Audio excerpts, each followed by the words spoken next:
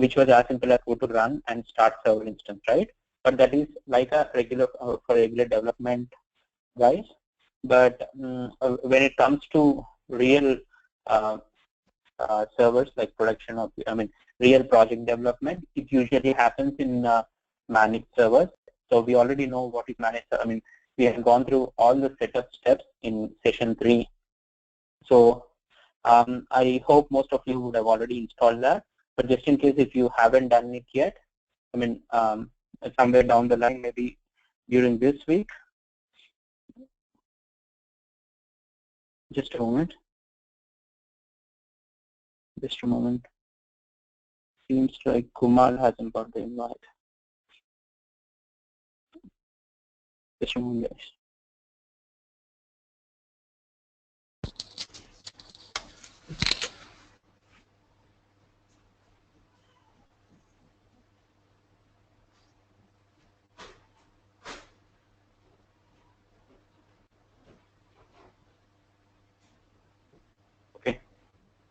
So where am I? Okay, but in regular development, we usually do it on the managed servers. So okay, I was stating like just in case if you haven't installed the standalone server yet, maybe during this week sometime, just go through session 3 again, and then let us everyone install standalone servers, because you will know like what's really happening in the background. As a developer, you need not know all the installation details, but I wish everyone knows it so that we are good on the basics. Okay, so starting the standalone server is very simple. So after your setup, just go to your installation directory. So in my case, it is middleware 1213 home. Okay, so it would be anything on your machine.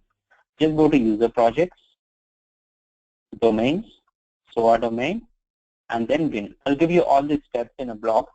I'll write a blog post and send you the link today. But it's as simple as this. Like maybe first or second time you'll have to refer to that, but otherwise you will know it.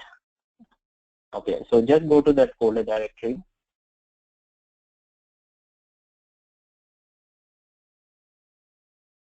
Okay, and just say start WebLogic.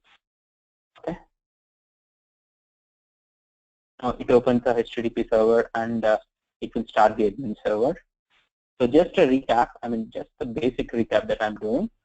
So if you remember, like we had if this big box is the WebLogic server, this box is the WebLogic server. We have set up 2 servers within this, right? One was the admin server and one is the managed server, correct? And say managed server. So just now I just started the admin server. When you go to the bin folder here, you see something called start.weblogic.cmd. So this basically starts your admin server.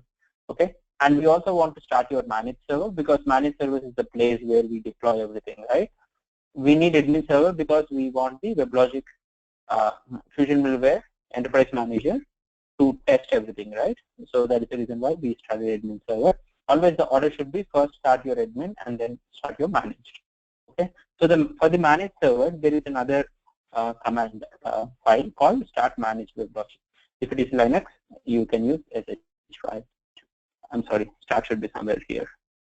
Start managed. Okay, it is here. Okay, but the way you start your managed server would be little different. Directly you cannot say start managed server. You need to give the name. Why should you give the name? See, for admin server we just said start admin server and it started, right? Because there would be only one admin server within a domain. Okay, but you could have hundreds of managed servers, right? There is literally no limit to that. Okay, so you want to tell your system that which managed server to start. Let's say I have 3 SOA managed servers. I want to start only one. So that's the reason why you need to give your managed server name. Just in case you don't know, you give the managed server name during the setup. Okay, if you observe all the screens during the setup, you will know its name. But just in case if you haven't observed or you forgot it down the line, just go to your domain folder. Okay, so I go to user projects domain SOA domain. There is a README file. If you go here, there is something called README file. Okay, so you just have to open this. go to the end. Here you know what is the server name. Okay. In this case, I have only one managed server. That is why here there is only one. But if you have 10, there will be 10 lines here. So I will use this name. You can just copy paste or just remember it. So go to the same folder. Where is that? Bin folder. Okay. So through a command prompt. So I would cd to my bin folder and say start managed WebLogic, and I would say so underscore server 1. This is the server name. Okay. And when I say, when I hit enter, it will ask me for username and password. Okay. So I will give WebLogic and welcome. This is the one I used during the setup. Okay. And then it starts. It will take like 5 to 10 minutes. So every class will first start the server and then start it. Okay. Maybe a little exercise for you. So here when I start the manage WebLogic, it asks me for the user ID password, right? You can actually override the command file to start manage server WebLogic command file. I mean by giving the user ID password within this one itself. Okay. So that it doesn't ask you in the command prompt. Okay. So that's an exercise for you. It's very simple. It is there in the solution is there in my blog, but just do some Googling and try to do it. Okay. Seems to be security instruction. Okay. So let the status, let the server come up. Okay. I will straight away do example 2 on Mediators. Okay. So this is our application, Hello World Mediator. By the way, if my voice is low or different, please let me know. I'm connecting through phone, and sometimes the signal here is not really good. Just let me know if you hear any disturbance or something. Ravi, Kumar here. Yeah, Kumar. See, in the quick start, I got 2 files downloaded. Okay, 1 of 2 and 2 of 2. Okay, I installed only the first one, and the second one when I try to install it is giving me the manifest error. Okay, should I need to install the second one, or whether it will the first one installation will take care of the second file also? No, first one will take care of second file. Like you don't do it twice. Right. Okay. Fine. Yeah. Ravi, so when I installed the Kickstart one, the one just mentioned by Kumar, and it asked me for a home directory. I thought I gave it a different home directory, not the one that is for the full server. Would that be a problem, or that's supposed to be? No, actually, I mean, what I would suggest is you give a different directory for JDeveloper and you give a different directory for your standalone server. Okay, so even if you see my machine, so here it is, middleware. So this is my JDev home, and this is my standalone server home. Okay. So the JDev is the JDev server is the Kickstart one, right? The JDev. Exactly. The reason why I'm asking you to do it separately, because if you see here, the quick start already has WebLogic server, right? And if you install WebLogic server on top of it, you would get some issues. Okay. Yep. So these kind of small things, like whenever you get some error, you try to Google it. Okay. So I mean, this way you'll understand in a much better way. I mean, what I would say is whenever you get some issues, you better try to Google it so that you will understand in a much better way. And if you are really not able to figure it out, then I'm always there to help you. Okay. But my recommendation is for yourself to Google it so that you will understand in a much better way. Okay. So let's start example 2. Okay. Let's do one thing. Like we do example 2, but we will extend the same composite, because you will understand. I mean, what if there are multiple service endpoints? Okay.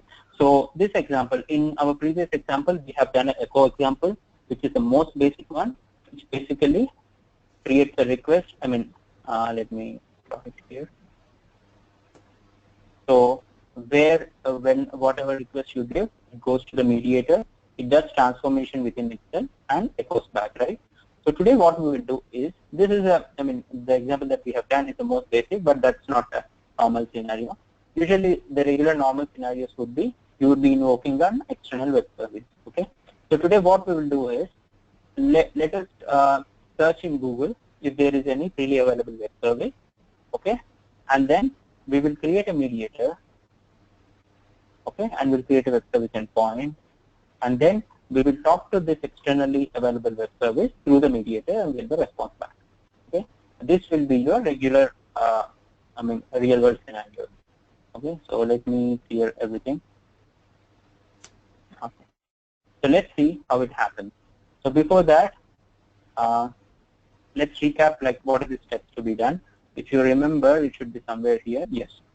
So these are the steps for literally anything, right? So let us write down example 2. Okay. First thing is define your request and response. Okay. Now what is the web service that we wanted to talk to today? So let's say there is a freely available service for currency conversion. Okay. This is pretty much simple to understand and everyone knows it. So it is coming as Yahoo. Okay. So we have this web service that's hosted by some guy. Okay. So currency converter. Basically what it does is if you give the source and the destination countries, it will give you the currency conversion factor. Okay. So the idea here is, this web service is pretty simple, but the idea here is how do you invoke any external web service? So it could be as simple as this web service, or it could be as complicated as any other. Your process always remains the same. So in your case, what would be the request and response? So your request would consist of source currency and target currency, and your response would consist of conversion factor. So if it is USD to INR, you would get something around 65. Okay. So let us first, so your source currency and target currency would be strings, right? So if you see the website, okay. So this is the WSDL. So what is a WSDL? WSDL is nothing but the web service definition. Okay. So it will tell you what are the inputs and outputs. So it clearly gives you this is the input, and what are the values it accepts. So it would accept one of these values, and what is your output? Your output is a conversion rate result, which is a double. Okay. So even in our case, we would create our schema in the same way. Okay. So let me go to JDeveloper, go to schema. I can create a new schema or extend the same one. Let's extend the same one by to create extra files. So I would drag and drop an element at the schema level. I would say currency conversion request. You could give literally any name, a sequence element, and first element is say source country, or I would say from currency. Okay, and which is a right click, set type, and access string. So all these things we have seen very clearly in our previous example. So I'm not explaining them again. So this would be to currency. Okay, a string. Okay. So this would be our request, and our response would be something as. Ravi, is there a way from the WSDL itself directly creating this request and response? Yes, like if you import the WSDL, okay. So while defining your mediator, I'll show you how it is in a moment. Yeah.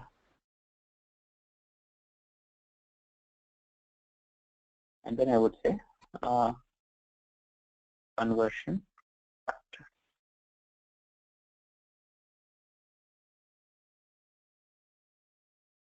Okay. So this is my request and response.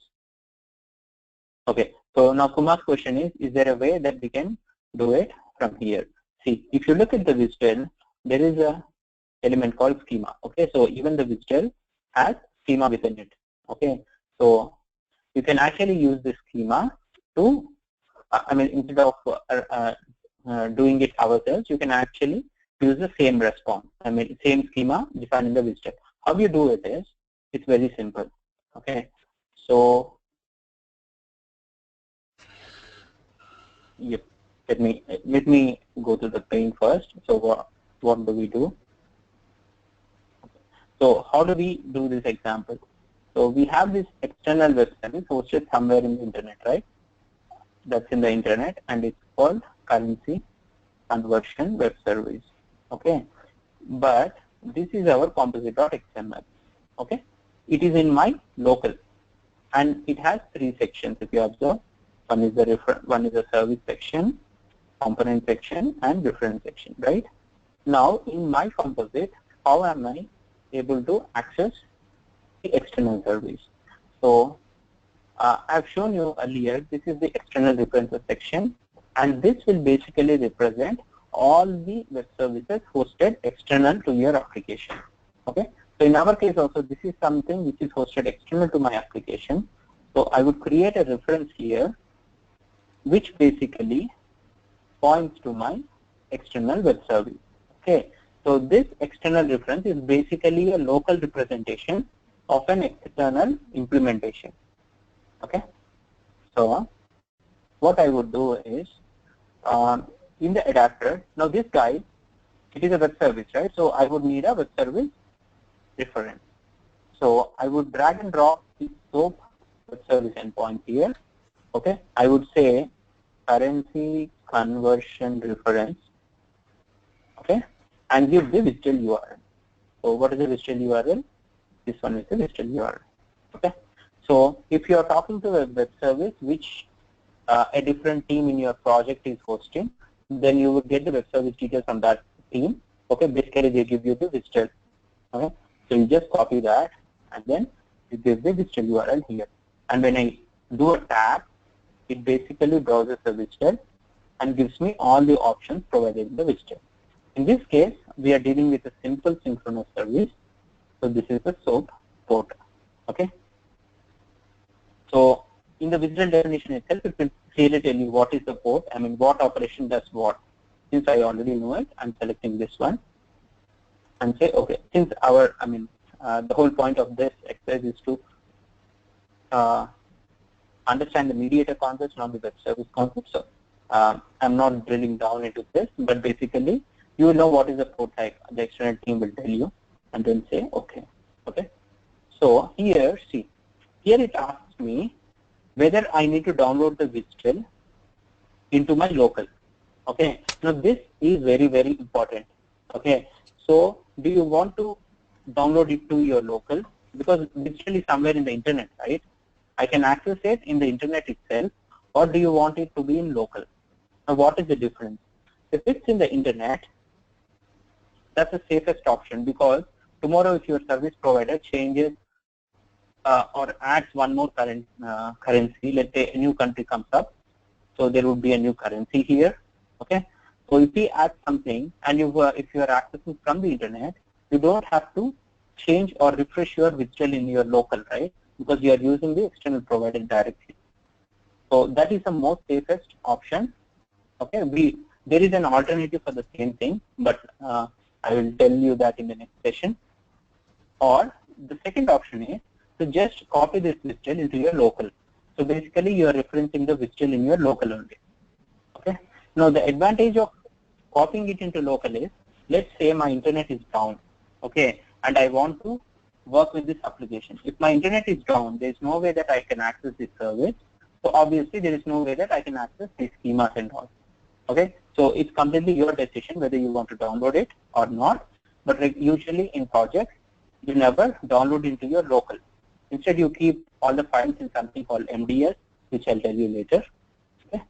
In this case, since Kumar asked me a question, I'll tell you I'm downloading it to my local. Even if you don't copy it, it doesn't make any difference. Okay. So I say okay, and then it copies here. Okay.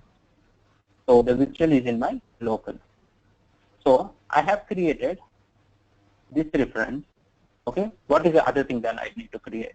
I need to create a web service, right? Which I am exposing. Okay.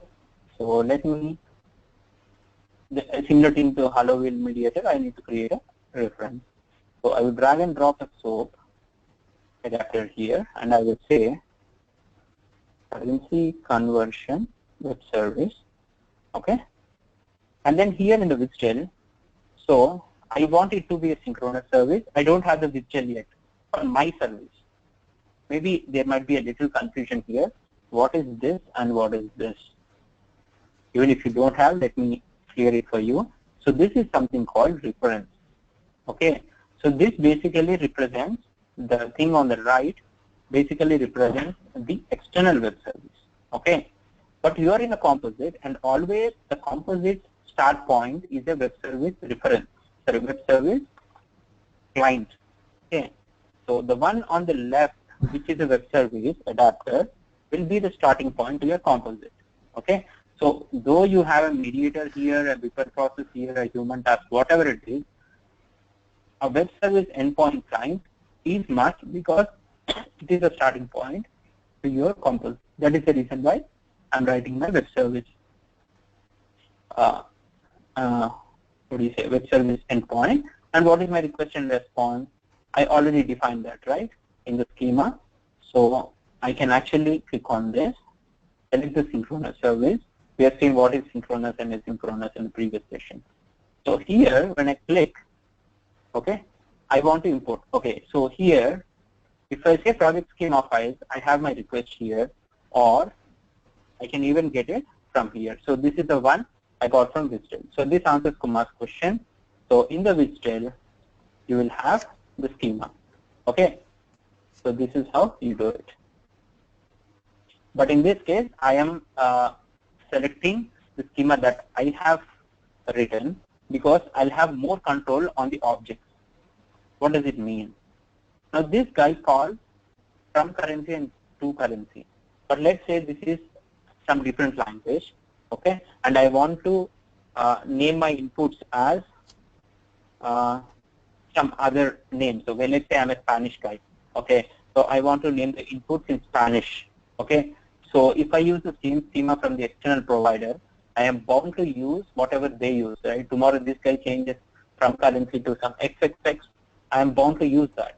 So instead of having that coupling, I would always define my own schema to do it, okay? And I would say, okay, request, and similarly response part, I'm selecting from the schema currency conversion response, and I would say, okay. Okay. So this creates me a web service reference. And what is remaining? Component part is remaining, right? And what is component? I mean, in this case, we are talking about the mediators. So let us create a mediator. So I will drag and drop a mediator component into the middle, and I will call it as currency conversion mediator. Okay. And I will say define interface later. Say okay, and I will wire these three. Okay. So what am I doing? I am basically talking to an external service through a mediator. So whoever calls me, whoever calls this service will basically send their request through the mediator to this guy and then send the response back. Okay, so it's as simple as this. So let's go to the mediator. Okay. Now we haven't configured. Ravi Kumar here. What happens to the request and response you added for the Hello World mediator, that the currency converter request and response you added in Hello World register, right? If you open the This Hello is World our mediator, yesterday's example. This is our yesterday's example. No, you added some two input parameters in the existing Hello World mediator, right? Did you? Yeah. Here. Correct. So Yes. you added like from currency to currency. Okay, what happens to this one? I understand that from the external web services, you imported it to the Visdel and you created the currency converter separate services, correct? This Correct. the top one is a separate one based on how you imported the Visdel from the external reference and then you brought in here. But, Correct. But initially, originally, let's say it is not that. The currency converter Visdel you not imported inside Okay. thing. In that Okay. case, in this case, in the Hello World mediator, whatever the new request and response you have created for currency conversion, how will you do that? Yeah. No, even in this case, I've used these ones only. I haven't used the ones from Vistel. I just showed you how to do it from Vistel because you Okay, asked. but okay, now you created this one. After that, I didn't get that. Once you created, what you did? No, I created a reference. see, I created a reference. Okay, so let me show you again. So what I did is I created a web service, and then I defined it as a synchronous service. Okay. And then I define the request from my schema. I'm not even touching the WSDL. Okay, your local schema. Yeah, my local schema. I showed you the WSDL because you asked me like, can we use it from the WSDL? My answer is yes, you can use it from the WSDL. You can see it here. Okay. But I'm not even touching the schema. I'm just using it from my local because I always want to use my local because my local schema, because every company has its own rules defining the schema. Because the namespaces has to adhere to the company policy. Okay, so you will always have your company schema. You always have to use your own schema, not the one that the external service provider uses. Okay. So Ravi, so can I understand that you define your own schema? So that schema is actually an internal schema. That's a canonical schema. That right? So I'm trying to understand what maps. What maps this canonical schema to the external schema? So does the developer automatically do that? No. That is what is our next step. That is our next step. Yeah, let's do that now. Okay. So Tommy's question, maybe if others did not understand, he says this is our schema which had 2 elements, right? So and this is some external service which in this case has 2 elements, but let's say it has some 10 elements. Okay. So how do I map the corresponding elements, like element 1 here to element 3 here, then element 1 on the left to element on the right? So that is where the transformation comes. Okay. So I just created a mediator and then wired it, right? But I haven't created any routing rule in that. Okay. So once I wired, it automatically creates me a routing rule for the service. Okay, because it knows what is on the source side and what is on the destination side. Okay. But if you see here, it did not create me any transformation file. Here, this is where I will map my input to output.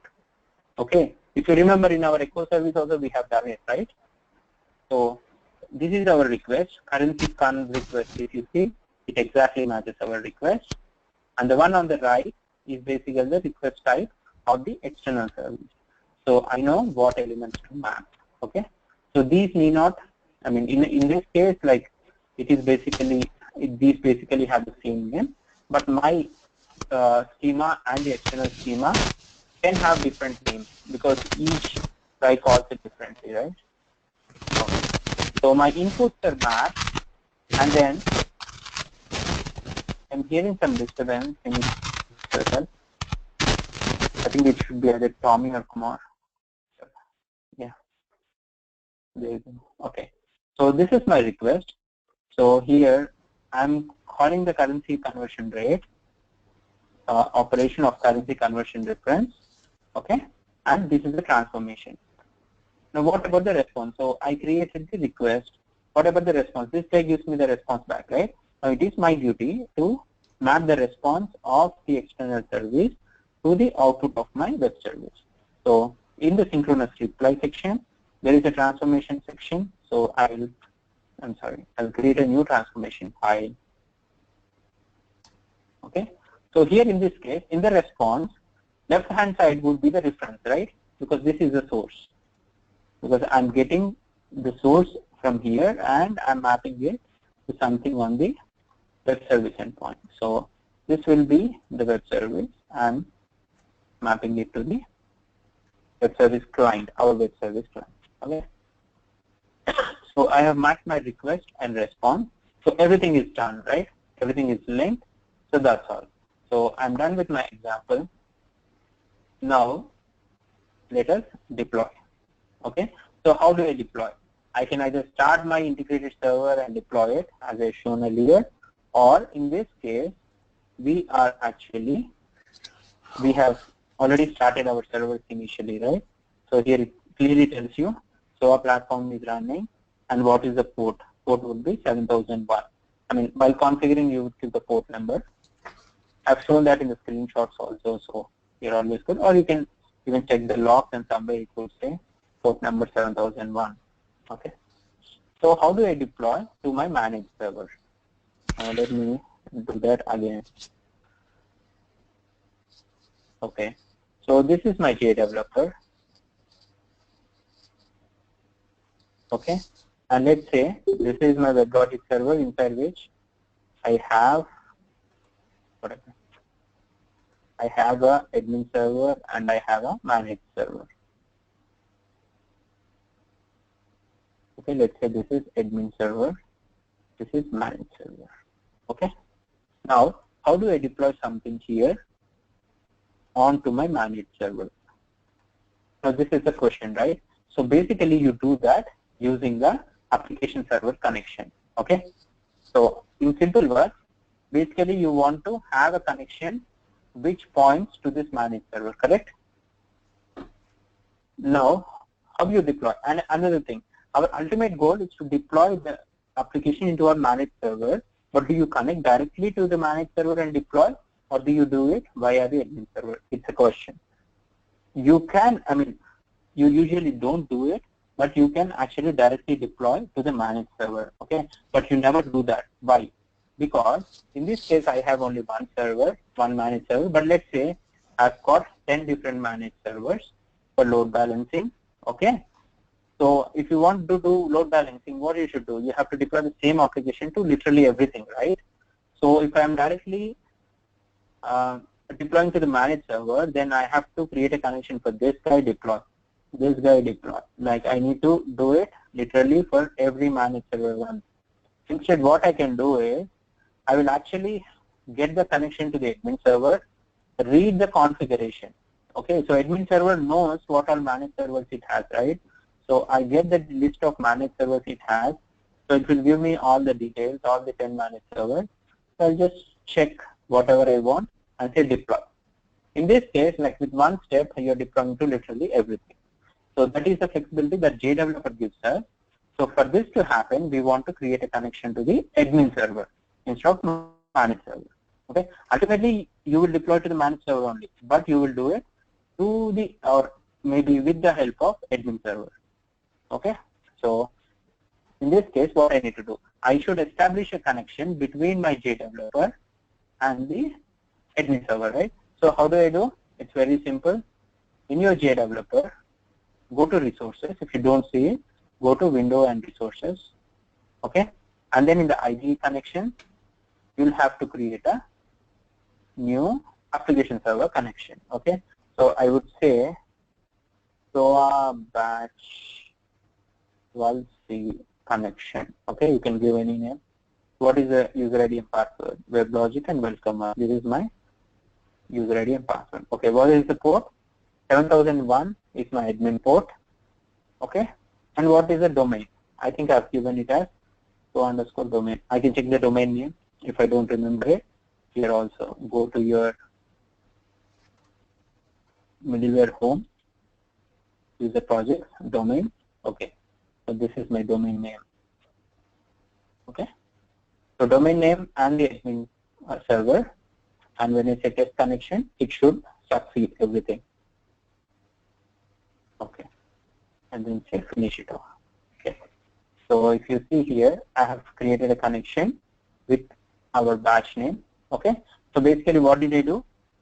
I created this connection, right? So what I will do now is, through JDeveloper, I will deploy to the managed server using this connection that I've created. Okay.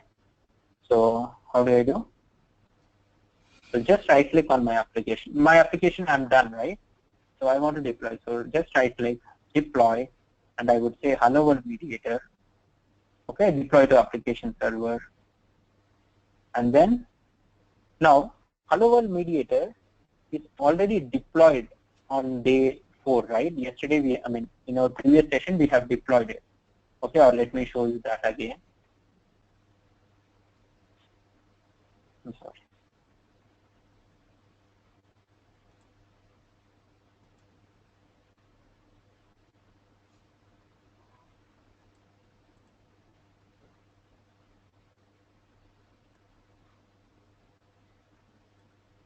Okay, so let me show you. Tommy, I just saw your question. I will answer that, but just remind me at the end of the session. Thank you.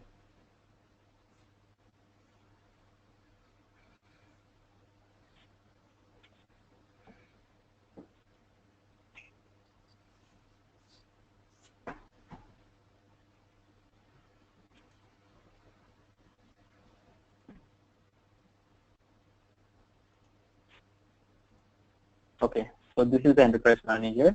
Irrespective of whether, okay, now if you see the enterprise manager, I don't find my hello world mediator. Why? Because we have deployed it to the integrated server, right? So that's a completely different domain. Okay, so this tells you that you can have multiple domains, and one domain doesn't show it in the other. Okay,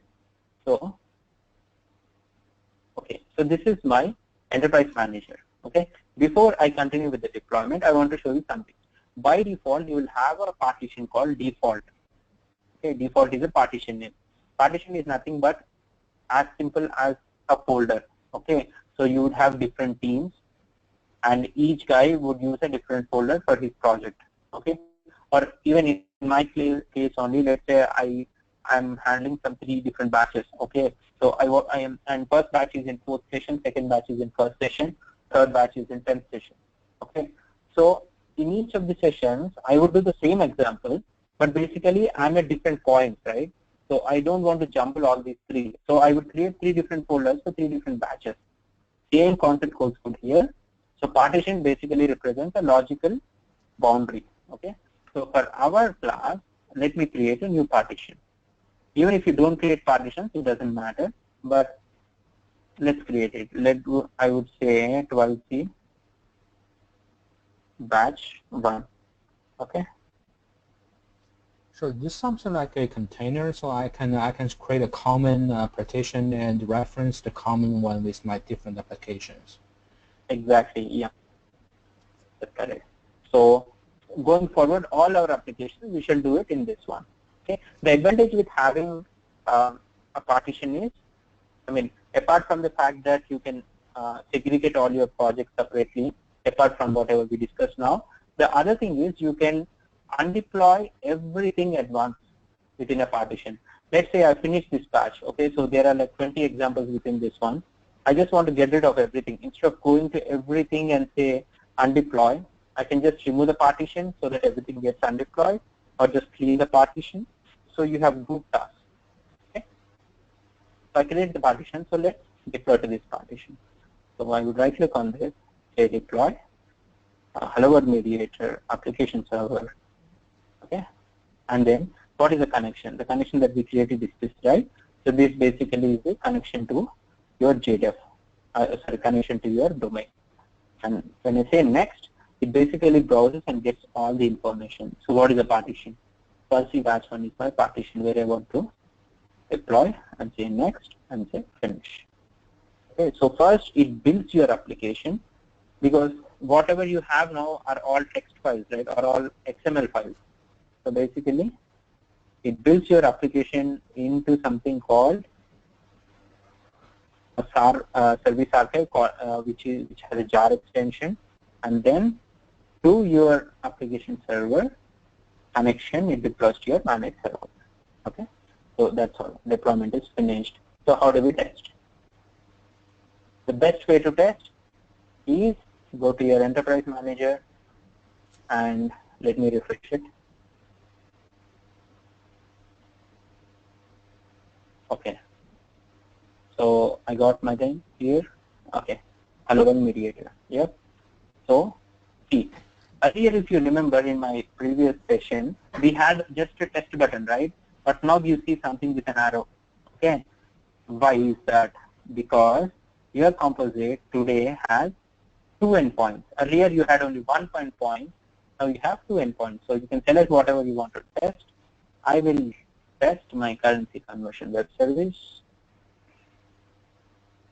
Okay.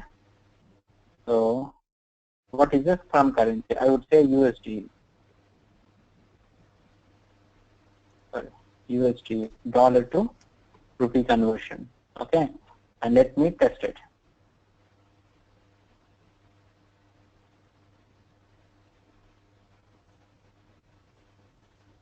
It gave me 1.0. Why is that? Let me check if the web service. Okay, this is a web service, right?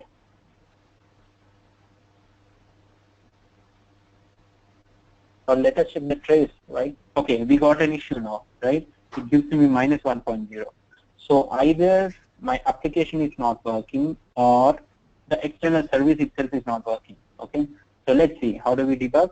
Just click on launch flow trace.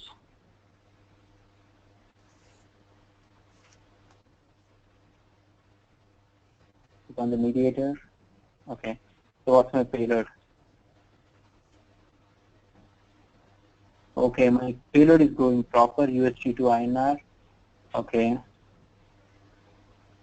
So what am I getting from? Okay. So this is your request to the web service. Here also it is fine. And then what about the response? So this is the response from the currency conversion reference. And what is it? Okay, so here only you have -1. So basically the web service returned me -1, and that is the reason why I got -1. So let's see if the web service is working or not. Okay, so nothing wrong with our application. So if the external guy, like we can literally do nothing. So let's see.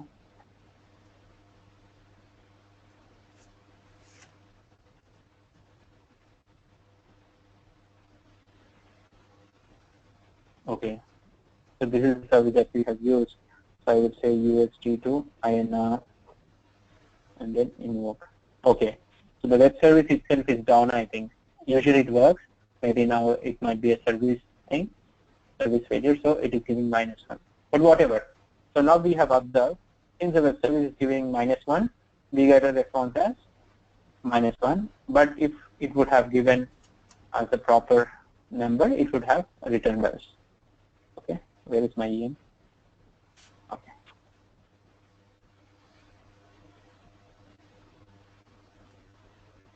Okay. So nothing wrong with our service, only that the external web service is not working. But you got the concept, right? So maybe you can try it after some time, or maybe tomorrow when the web service is up, and you would get the proper response. Okay. So this is how you talk to an external reference. Okay, and this is the general trend that happens. So this external reference could be something that is somewhere outside in the world, just like we did, or it could be some service within your own project, which is exposed as a web service. Okay, so since it is a web service, we have used a SOAP adapter. Okay. Ravi, Ganesh here. I have one question. Yeah, Ganesh. So from a troubleshooting standpoint, if this is automated, okay, and if the web service is returning a wrong value, how do we know that, okay, the web service is not working? Because if it is sending a response, it doesn't throw any error, right? We think that it executed successfully. Yep, that's a good question. Okay, so in this case, the web service definition language, since it is a freely available service, it doesn't give you all the details, but usually this web service, what we understand is whenever it is down, it would give us -1, right? So the external service provider, when your project wants to invoke an external service, so the external service provider will tell you that these are the inputs required, these are the outputs required, and for some reason, if my service is down, I'll return you -1. Okay. So in my implementation, I will have to check for the response. So instead of directly mapping here, what I will do is I will first check the response. If the response is -1, then I would return a statement saying the web service is down. Okay. If the response is not -1, I would directly assign it. Okay. So how I would do, I would go to this XLT, okay, or here itself, and what we can do is, in the component section, there would be something called if condition. It is as simple as this, right? If this is -1, give it as, you respond saying the web service is down, okay? So if it is not -1, you do it. So how do we do that? It's very simple. So you just check for the if here, okay? Or let me write it down here because I'm much, I would say. So it is as simple as this. XSL if test this guy okay equals -1, or I would say not equals. any -1, then this would be the result. Okay. So now, if I go to the design, it automatically would have given me condition here. Okay. So actually, if should be somewhere here, but since I'm already familiar with that, I directly wrote down. But you can just search for it. Okay. So what I'm saying is, if this value is not -1, assign it. Okay. But if it is -1, I want to give a statement saying the web service is down. Okay. So since I cannot write a string value in the double here, what I can do is I can extend my schema here to have another element saying status message, which is a string.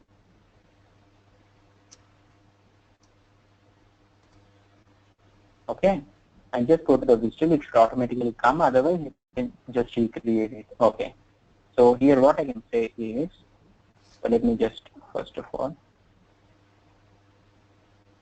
say the web service is down. Okay.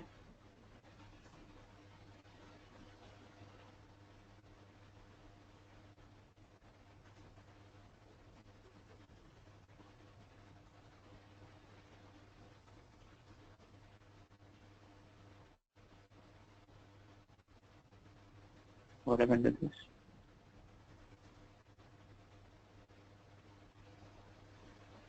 Okay. So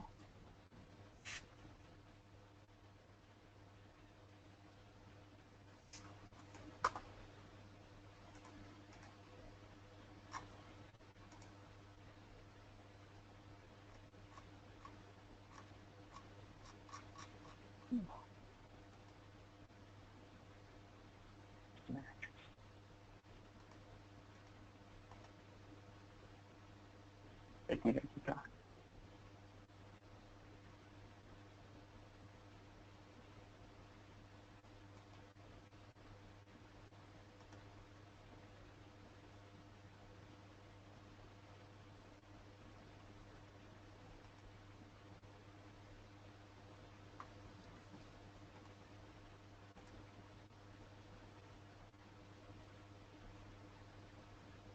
It's not equal to -1, then what you would do is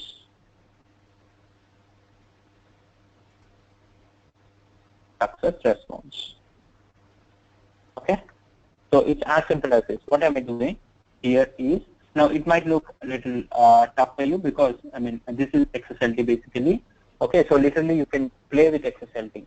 Okay, so what am I doing? Instead of directly assigning the output to the web service, since we have seen that in the negative cases it didn't handle, good that it did not handle, so that we got to see this one. Okay, what we are doing is we are first checking for the response. If the response is -1, then you can actually assign the same value and say the web service is down, which makes sense.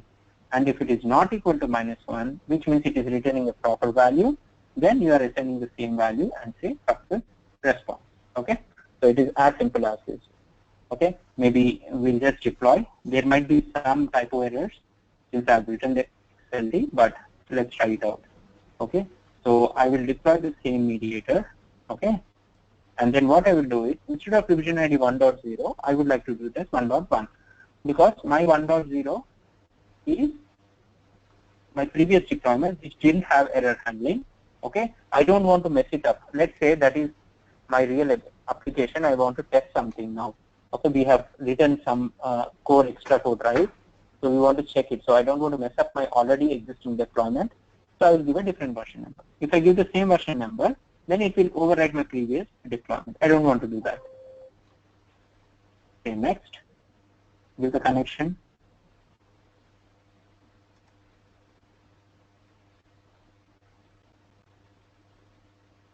Okay, and I'm deploying it. So does this make sense?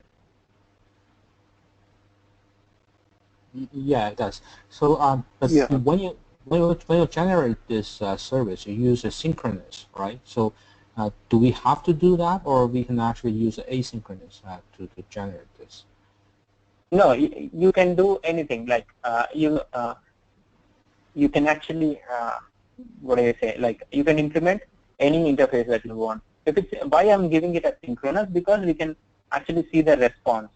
If it is asynchronous, then we will need to check the callback operation, right? So that is the only thing, but you can actually use it asynchronous or asynchronous. It doesn't matter. It's just the behavior of your web service. Okay, before that, let me check. Let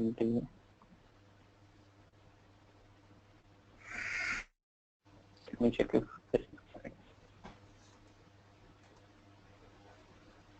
I think it is any, but okay, let us try.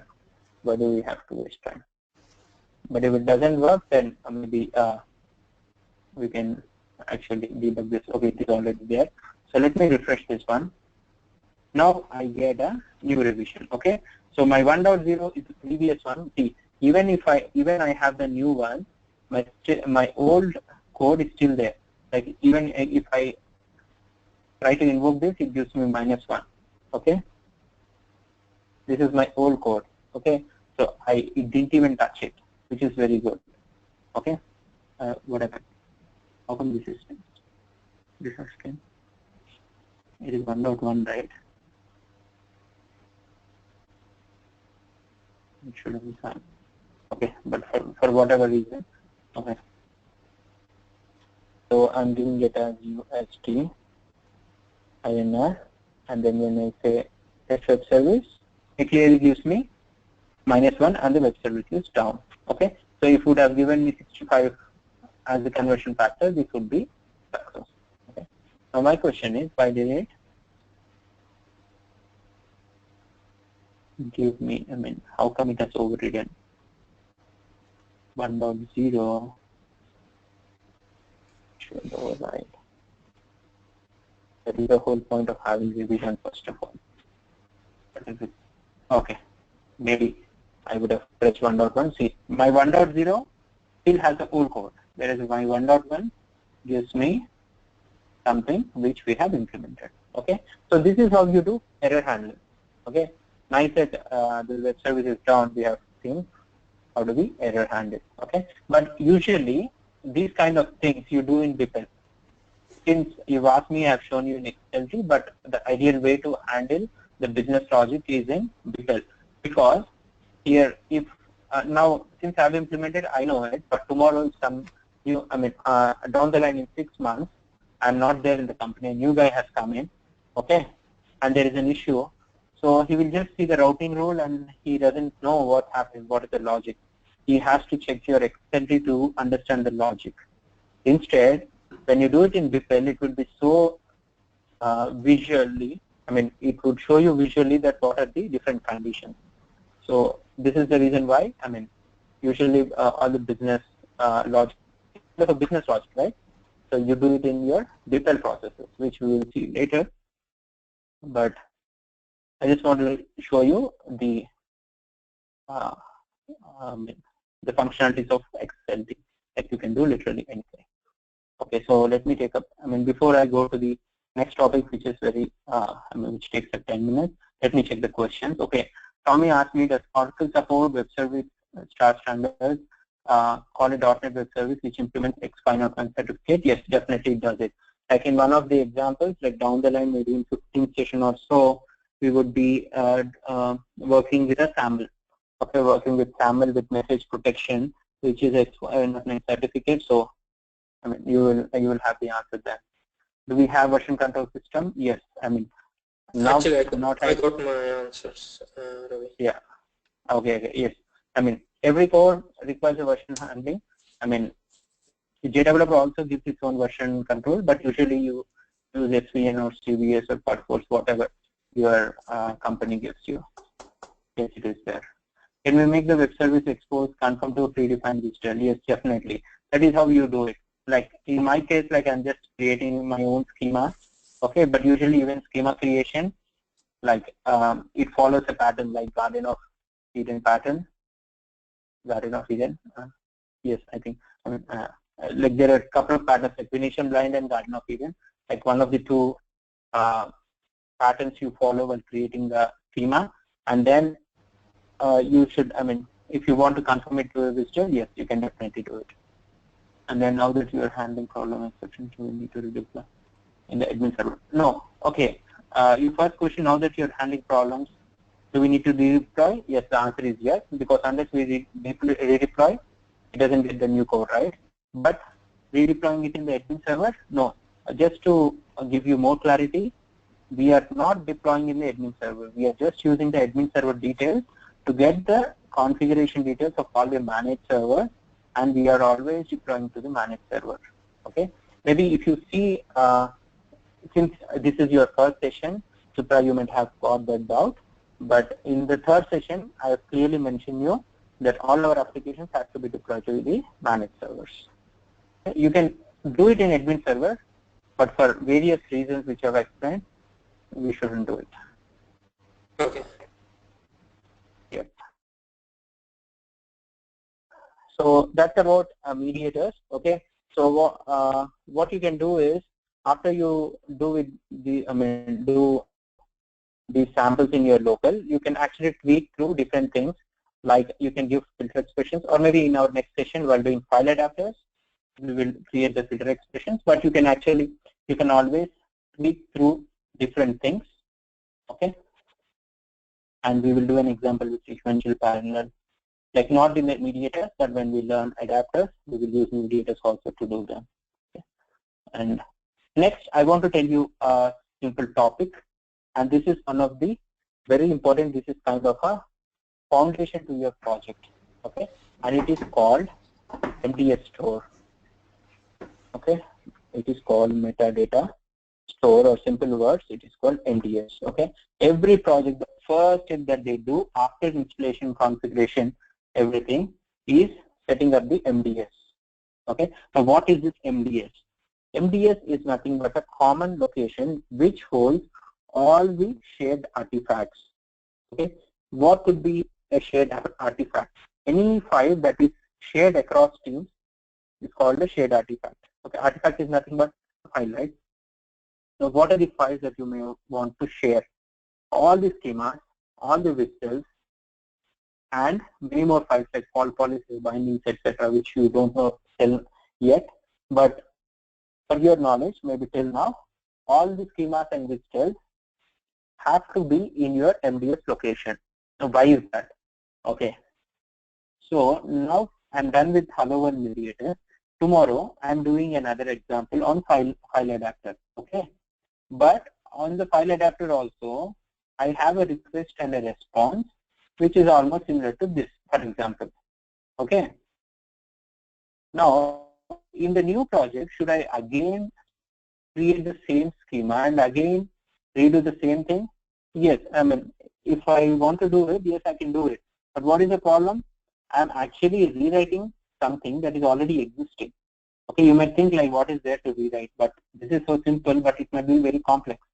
Okay. Another thing, let's say tomorrow, first name is something that my company for some reason doesn't like it, and it wants all the first names to be changed to F name. Okay. So in that case, like, since the schema is duplicated across projects, I literally have to go to each and every project, change the schema, and then redeploy literally everything, right? Instead, the alternative is, why do you want to like store all the schemas and visuals which you can actually reuse in your local project? Instead, if you can put that in a shared folder, then every project can refer to that, right? So you're not having any local copy. And tomorrow, if your company rule says first name change it to F name, I'll just change it in the shared location. And since all my projects are referring to it, none of the projects have a local copy. Like none of my projects have to change, correct? So that's the advantage of having a shared repository. Okay, so that shared folder, which we talk in common terms, is called a metadata store. Okay, so metadata store, how it is implemented is same as how all the other things are implemented. Even that is a separate set of tables in your Oracle database. Okay, so the way you deploy it, let me show you. Okay, I'll just show you how do we deploy it, but the usage maybe from next example onwards, like let's not create anything locally. From my next example onwards, we will put everything MDS, and then we will refer everything from MDS. Okay. But let me show you how we do it, so that by next session, like, we are pretty much prepared for that. Okay. So how do you,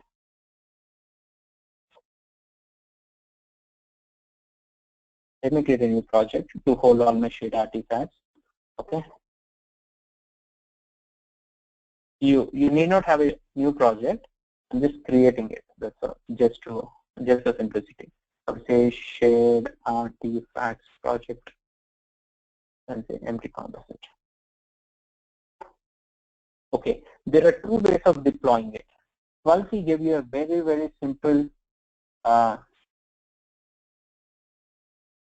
do you say? Very simple form of publishing artifacts to MDS. Where is the schema? Okay, here. So it is just a right-click option and say share using SOA design time MDS repository. It's as simple as this, but let us not do it this way, okay? Because simple things won't make you learn the concept. So let's do it 11G way. In fact, I appreciate many things in 11G because there we do it ourselves. Here in 12C, like, everything is pre-built, so most of the people don't know what's inside it. So let's do it 11G way. Okay. So how do we do it? Let me show you a simple diagram.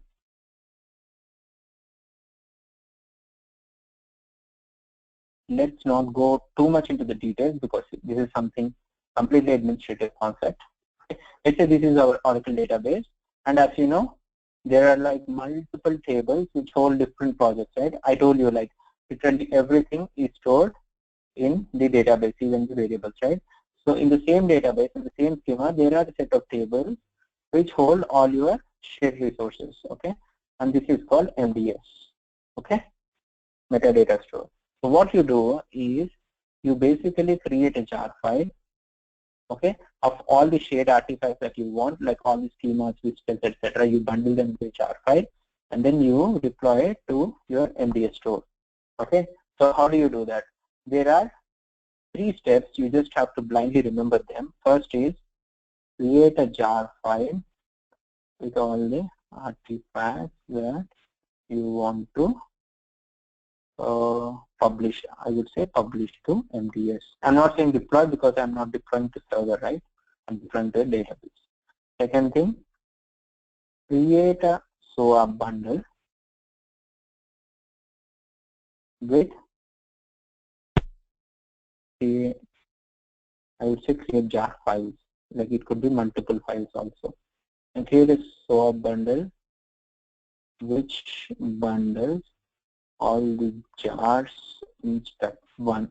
Okay. Third one, deploy. And then using admin server connection, just like any other deployment. Okay. So let's do the steps one after the other. Okay. If you are working on policy, you're very fine. I mean, you just right click. I'll also show you how to do that. But let's do this. Okay. So for that to happen, let me do what I'll do is I'll just copy the same schema. I don't, or let me do it. Let me copy, let me create a new one for you. Where's the schema?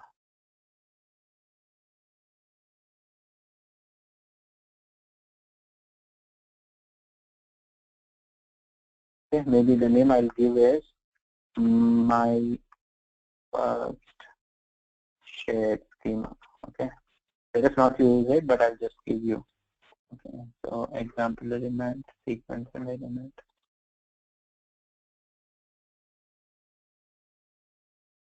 Is a string. Okay. So I have this XML. I want to, or maybe I'll create another one for you. Just copying the same file.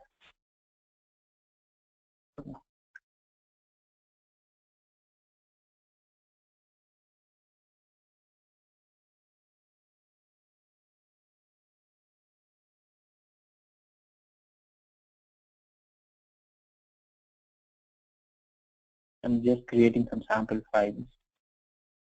Okay, nothing technical in this. Oh no.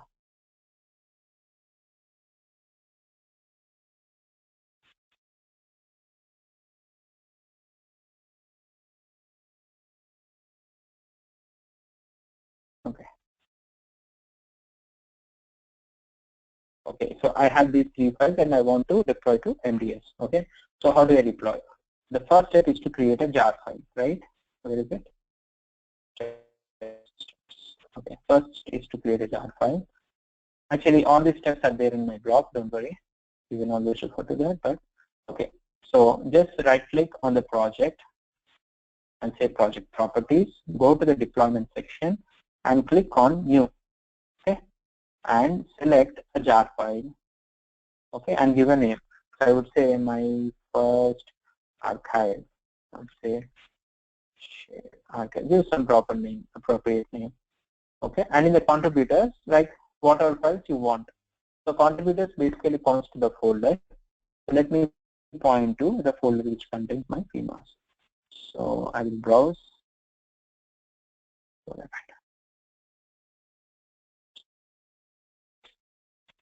Let's start just a moment.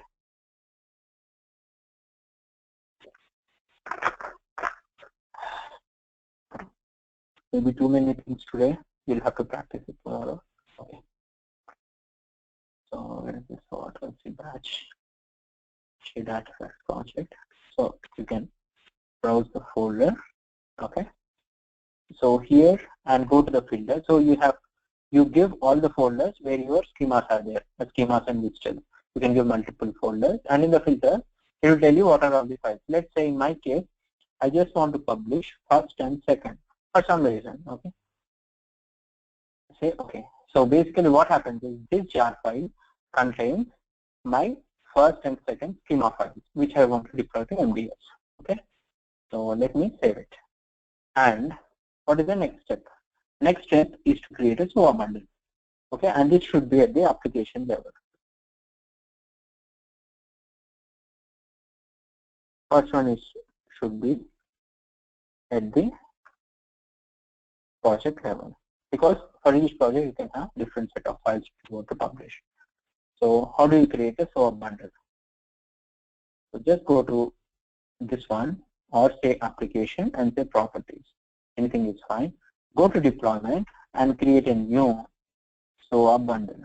Okay, I would say my first shared bundle. Okay, and what all jar files that I want to select. Like in my case, I created jar file called my first shared archive, right? So you could have, I mean, across your 10 projects, you could have 10 different jars which contain different files which you want to publish. So select all of them. In my case, it is only this jar file. Just say OK, and then say OK, and then save all. Okay, so I have created SOA bundle also. Now what should I do? Deploy the SOA bundle. So how do I do deploy? Since it is at the application level, so go to this one, say deploy my first shared bundle which I just created, application server, same thing. Take the connection, select the partition, and then finish it off.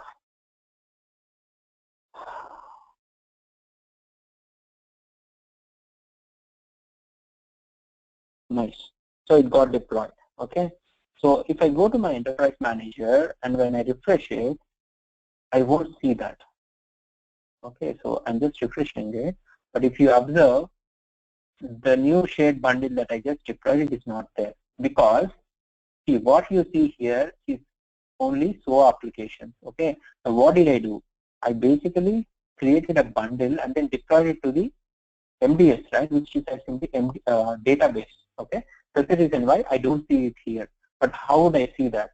You would have to create a connection to MDS itself. Okay. So how would I do? Just like you created an application server connection, you have to create a MDS connection, which basically is a connection to the MDS partition of your database. Okay. So first you have to point to the database. What is your database? Because your MDS is in the database, right? So give the database detail. So username would be dev_MDS. So what is this dev_MDS? When you have run the repository connection utility, you would have given this name. I mean, it is the default name, like in your RCU folder. When you run the RCU, like you would have done installation, right? I've also given you the screenshot. So even if you observe the screenshots, in the RCU, the username is dev_MDS. So why are we not using this? Because this is the username for the whole Oracle database.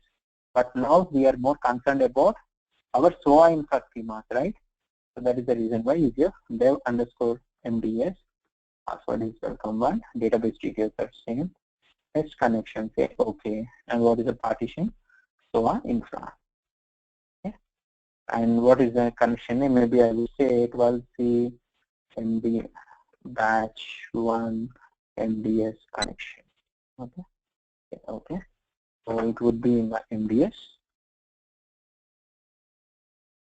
Go to app. Here they are. My first shared schema and my second shared schema. Okay. So it's as simple as this. Okay. So this is how you do MDS deployment, and this is also even in your real-time projects. So in the higher environment, everything is done using the script. Okay, no one your admin doesn't use a JDeveloper to deploy or to deploy your application or MDS. They use a script. So even the script does the same things. Like it first creates a jar file, then creates a SOA bundle, and then deploys it to the partition. Okay. So whatever script does, whatever it happens in production, that I have shown you now. But if you are not interested in doing all this stuff, which is time taking, but anyways, first day it is confusing, but second day, third day it would be very, very simple. Okay. But just in case if you're not interested in this, you just want to use the option of JDeveloper, then what you need to do is, like, if I want to right click and do this, like what you need to do is you just have to do a prerequisite. Okay. So I have to tell my application where my MDS is. Okay. So for that, this is a one-time setting. Go to Application Resources tab under the project. Go to ADF metadata, ADF config. Okay. Here, by default, you will have something called file metadata store. You just copy paste this one. I'll give you this one. Okay. Let me not go into the details of this, but basically, this tells you where your MDS is. Okay. So this is a one-time setup. So if you observe it properly, what I have done is, see, what is this metadata? This is just a tab. So metadata store usage. This is a DB metadata store where dev_MDS is my user ID, password, and my database. So basically, I'm giving my database connection details so that when I right click, it will use this particular guy. Okay. So I just save this ADF config. Okay. So I'm done. This is a one-time setup.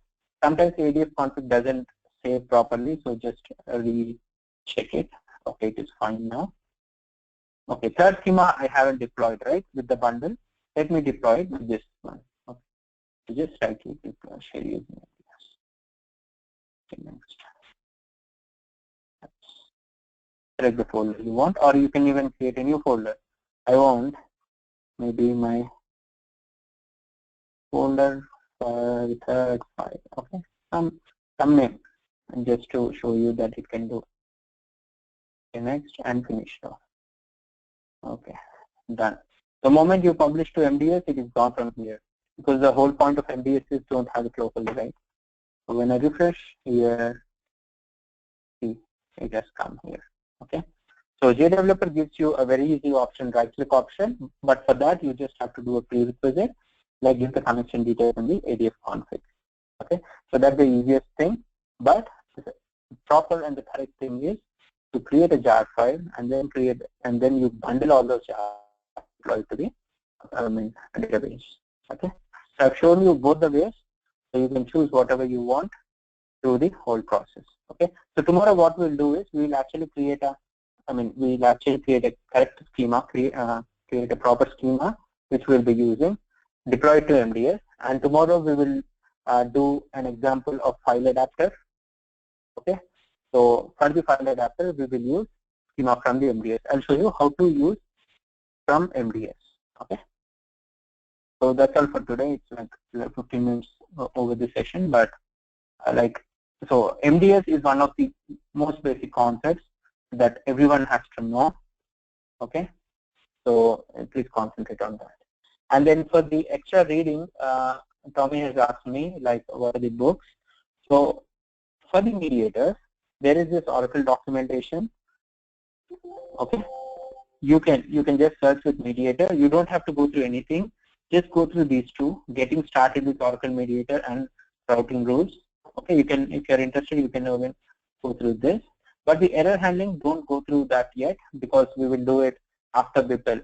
Okay, so maybe you can go through these three because it would make sense if you go through the advanced concepts right now. Like it wouldn't make sense. So just go through this. I'll give you everything what I've told you today in an email. Okay, so that's about it. Any quick questions? You're going to send this URL to us? Yeah, definitely. I'll send you this URL and these details, everything in an email. Wonderful. Let me do it right away. Or I'll do it later. Yeah. Okay. I'll just give a draft version, okay? So we just figure it out. And then MDS deployment is there in my blog. So just go to soartreater.com.